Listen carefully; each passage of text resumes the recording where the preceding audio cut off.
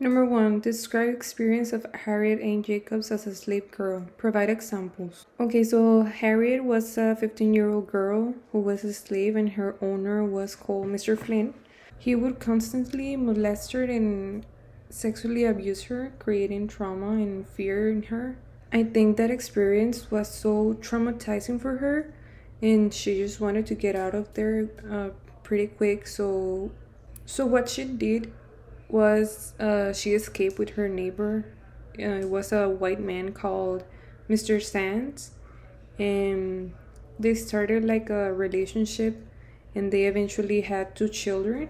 But even though she still had this feeling of wanting to be free, and she still felt oppressed. So yeah, at the end, she just wanted to seek freedom for herself and her children. So number 2 says to contrast Jacob's experience with Mary B. Chestnut and provide examples.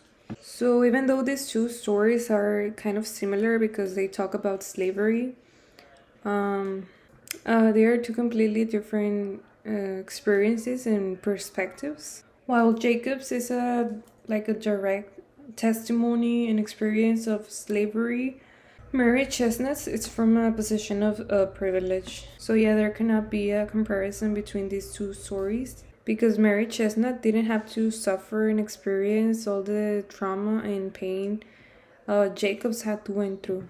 An example of this will be all the sexual abuse Jacobs had to went through from her previous owner.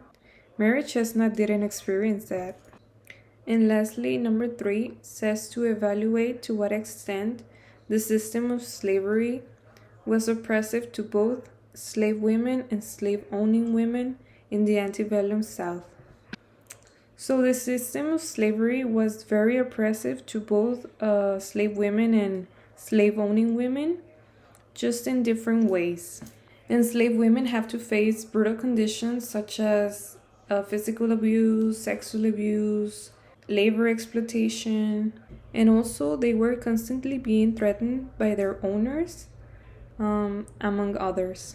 And on the other hand, there was slave-owning women like Mary B. Chestnut, who enjoyed social and economic privileges, but they were still limited by a patriarchal society that forced them into roles defined by their husband's wealth and status. Additionally, these slave-owning women often have to deal with the moral implications of slavery, and they would experience internal conflicts that could lead to emotional distress. So yeah, at the end, both groups of women were affected by these inequalities, and it would affect their lives, identities, and relationships.